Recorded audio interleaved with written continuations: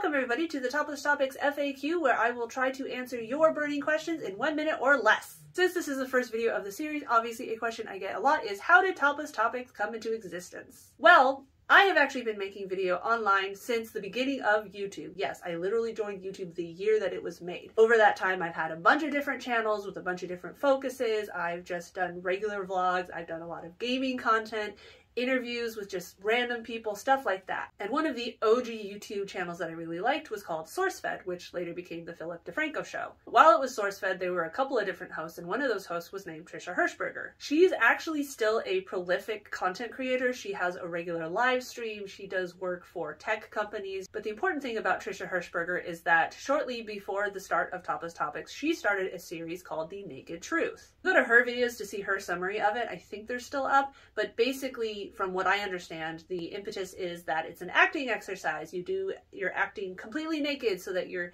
exposing your true self in more ways than one. And her series, obviously it's YouTube, so they didn't show anything. She would do it from the shoulders up, and then she would talk about a variety of subjects. Is the series technically clickbait? I think it would be a bad faith argument to say that that's not an aspect of it. However, I respect and actually try to emulate the concept of come for the tits, stay for the conversation.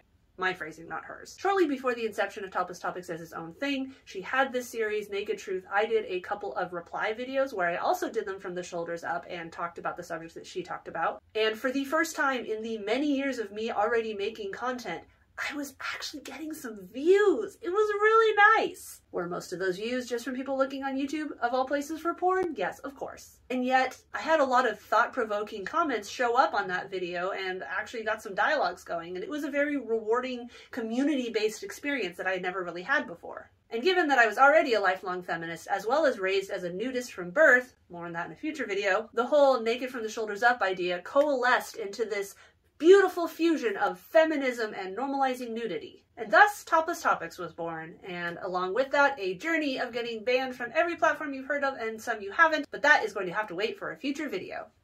So thanks for watching. If you have any questions you'd like to add, you can put it in the comments, or you can go over to our Discord chat at toplesstopics.org/chat. And if this is the first you've ever heard of Topless Topics, you can go to my website, toplesstopics.org, and search by subject. I have hundreds of videos on all sorts of things, interviews, event coverage, etc. So hopefully you'll stick around. Warning, you will see non-sexual female nipples if you go to my website. I do have censored versions up on YouTube, etc. Yeah, we're not going to get into that. We don't have time. Okay, thanks for watching. Leave a like, blah, blah, blah. Bye.